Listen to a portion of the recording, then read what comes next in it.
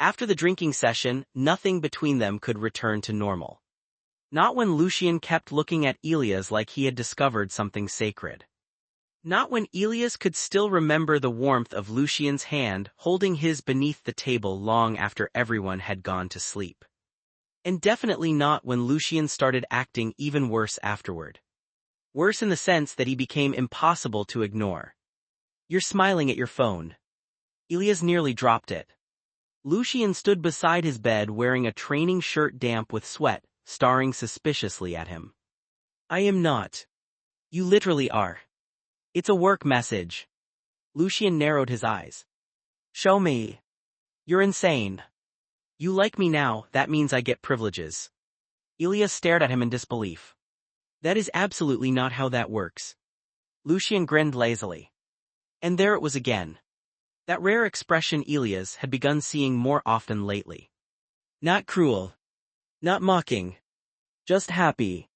It looked dangerously good on him. Which was honestly unfair. The camp noticed the change too. Soldiers who once avoided entering their shared quarters now lingered near the doorway just to witness the absurdity of Lucian Valdez acting like a lovesick idiot. One trainee whispered too loudly during lunch. "Sir Lucian looks less homicidal these days." Lucian threw a spoon at him. But he missed intentionally. Elias noticed. "Of course he did."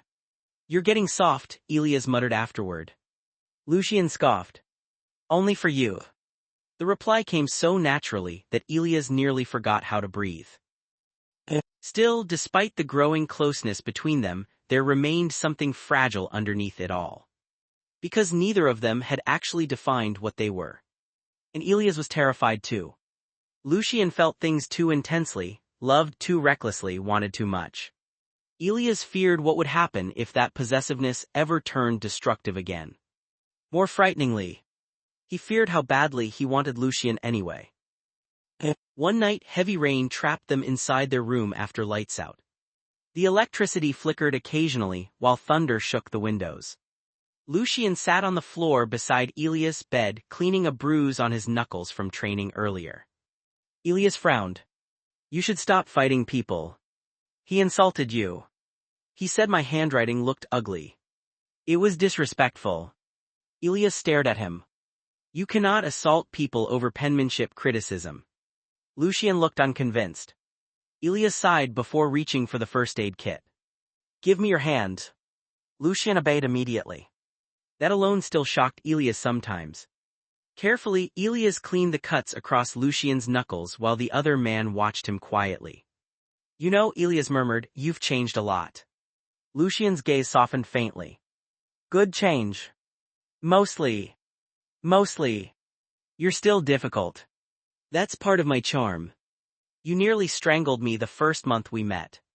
Lucian winced immediately. The guilt on his face appeared so quickly it startled Elias.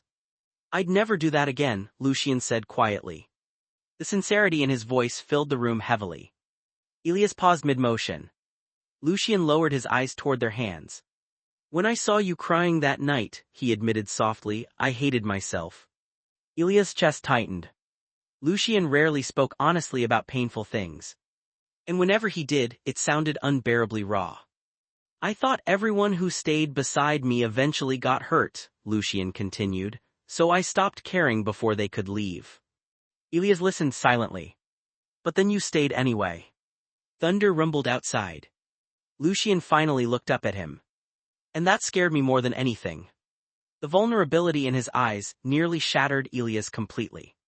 Because this wasn't the angry monster everyone warned him about. This was just a lonely man who had never learned how to be loved gently. Without thinking, Elias brushed his thumb softly against Lucian's bruised knuckles. "You're still learning," Elias whispered. Lucian's breathing faltered slightly. Then slowly. He moved closer. Elias felt his heartbeat quicken instantly. "Lucian. I'm trying very hard not to kiss you right now." Elias immediately looked away. "That's not helping." Lucian laughed quietly. "You're blushing." "It's hot. There's a thunderstorm." "Shut up." The laughter that left Lucian afterward sounded warm enough to melt steel. The following weeks became dangerously domestic. Lucian waited for Elias after work. Elias patched up Lucian's injuries after training. They ate together, walked together, argued constantly, and slept only a few feet apart every night while pretending neither of them was hyper-aware of the other's existence. It became unbearable, especially for Lucian. One evening, Elias returned from the infirmary exhausted only to find Lucian lying across his bed dramatically. "Why are you on my side?" Lucian looked up from his book lazily. "I missed you." Elias froze. Lucian blinked. Then realization hit him. That sounded embarrassing. "A little. Forget I said it." "No."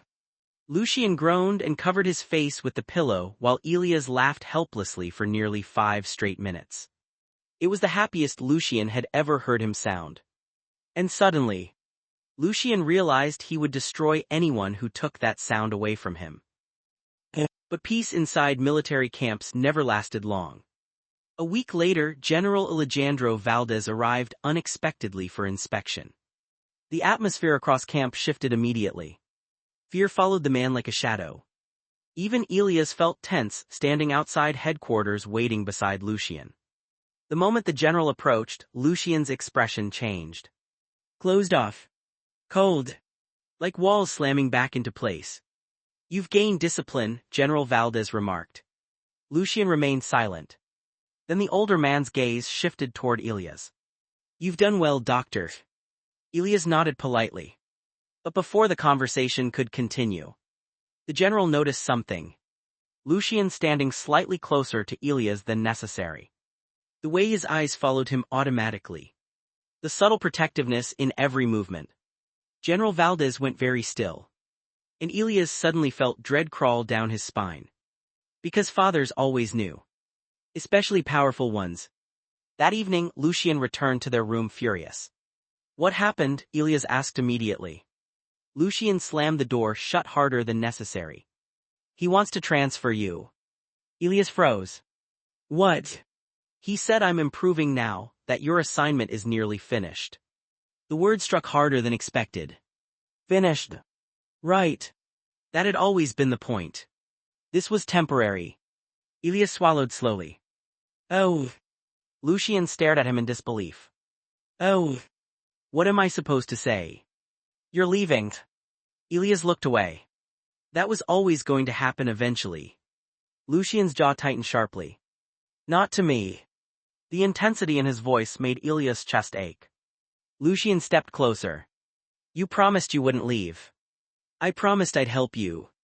"And then what?" Elias had no answer.